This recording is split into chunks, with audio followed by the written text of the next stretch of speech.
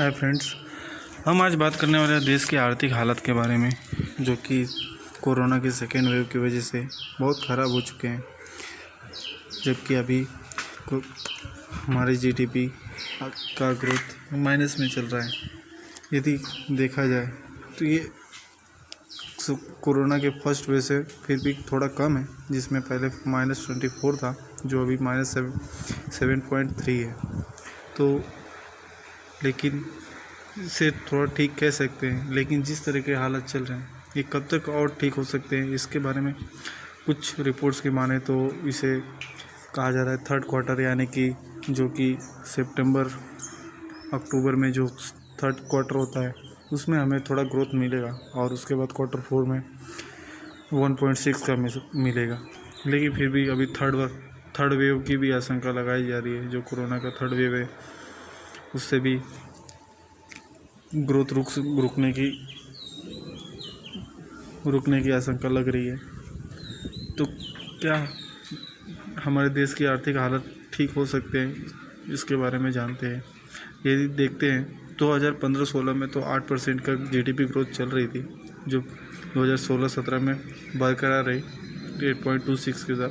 फिर 2017-18 में घटने लगी, जिसमें 7.04 हो गया। ये ग्रोथ इस टाइम चल रहे सारे इंटरनेशनल हलचल की वजह से, जिसे कह सकते हैं कि इसमें अमेरिका चाइना के ट्रेड वॉर, और फिर उसके बाद अमेरिका ईरान के ऊपर लगाए हुए सैंक्शन, जिससे हमारे पेट्रोलियम पे खास असर पड़ा, और जिससे हमें दूसरे देशों से इंपोर्ट करने में महंगा पड़ने लगा। और इसका ये हालत ये हुआ अभी कि आज देखेंगे तो पेट्रोल के दाम लगभग 100 रुपये के आसपास चले गए, जो कि बहुत ज़्यादा हो चुके हैं। यदि देखा जाए 18 साल में तो ये 59% बढ़ चुका है, जो आगे भी लाजमी है कि ये बढ़ सकता है। जो यदि माना जाए तो 5 साल में ये 150 को भी टच कर सकता है। तो इस हिसाब से कहा जाए तो यदि हमारे देश का आर्थिक हालत पेट्रोल पर भी बहुत काफ़ी निर्भर रहता है, लेकिन फिर भी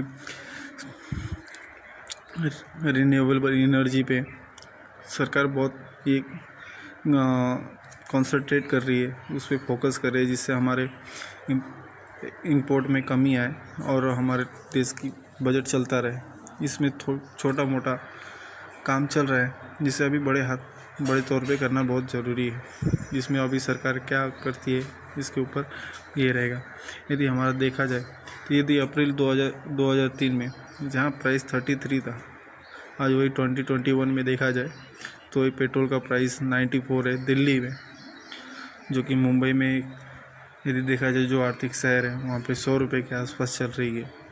तो इस हिसाब से कहा जाए तो बहुत फ़र्क पड़ा है। जो यदि देखा जाए तो ये 17 से 18 साल में हमें लगभग डबल से भी ऊपर मिल रहा है। और यदि देखा जाए तो यदि दिल्ली में ही इसका इंपोर्ट ड्यूटी टैक्स जो भी 54 रुपये लगता है, वहीं पे मुंबई में इसका 60 रुपये पर लीटर के हिसाब से टैक्स लगता है। इसके लिए हमें डबल का देना पड़ता है। यदि हमें 40 रुपये में पेट्रोल यदि यहाँ पे होता है, यदि सब रिफाइन करके यदि 40 रुपये में होता है, तो भी हमें 60 रुपये टैक्स देकर वो 100 रुपये पहुँच जाता है। इस हिसाब से इसकी ग्रोथ हमारे महंगाई भी इसीलिए हो रही है कि ट्रांसपोर्ट वगैरह और हर चीज़ की इंडस्ट्रियल मैन्युफैक्चरिंग में हमें ज़्यादा कॉस्ट बढ़ रहा है, जिसकी वजह से महंगाई भी अभी डबल हो चुकी है। तो हम इसके बारे में और कुछ नहीं बोल सकते, लेकिन फिर भी ये कह सकते हैं कि यदि कोरोना का थर्ड वेव ना आए या रुका रहे तो हमारी ग्रोथ थोड़ी बढ़ेगी। हमारे मैन्युफैक्चरिंग स्टार्ट हो चुके हैं।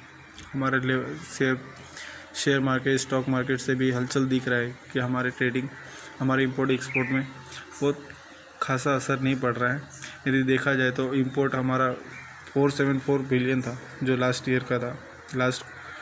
क्वार्टर का था, और एक्सपोर्ट 313, जो कि हमारा बहुत कम है।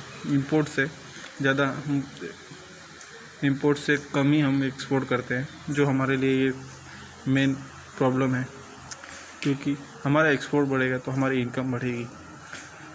और इंपोर्ट में हमें ज़्यादा से ज़्यादा बाहर देशों से ख़रीदना पड़ता है, जो हमें महंगा पड़ता है।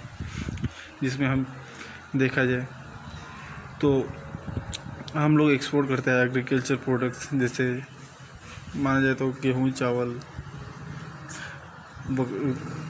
शक्कर, ये सब ज़्यादातर एक्सपोर्ट होता है। फ्यूल्स एंड माइनिंग्स, जिसमें कह सकते हैं माइनिंग मीन्स को अपना स्टील प्रोडक्ट, और फ्यूल्स जो नेचुरल सोर्सेज रहते हैं उन्हें ये किया जाता है। और मैन्युफैक्चर जो कि 68% है, 0.7 है, जो सबसे ज़्यादा ये करता है, वो हम एक्सपोर्ट करते हैं। वहीं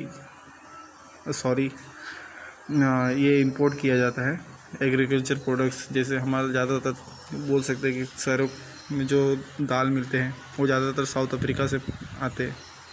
फ्यूल्स एंड माइनिंग, जिसमें आप ये कह सकते हैं कि हम बिजली बनाने के लिए जो उपयोग में आता है अपना यूरेनियम, उसे भी हमें ख़रीदना पड़ता है। और बहुत मैन्युफैक्चर प्रोडक्ट जैसे मोबाइल, इलेक्ट्रॉनिक्स और बहुत सारी मशीनें जो इंडस्ट्रियल में लगती होंगी, वो सभी हमें ख़रीद के ही मिलती है। हम ख़रीद के इंपोर्ट करते हैं।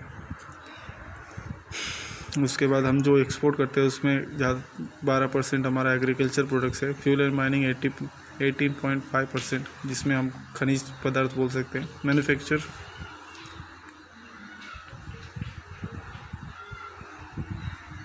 मैन्युफैक्चर प्रोडक्ट जो कि 47.9% हम जो इंपोर्ट करते हैं। अदर 8% है। हम जिसमें सबसे कम एक्सपोर्ट करते हैं वो है मैन्युफैक्चर प्रोडक्ट्स।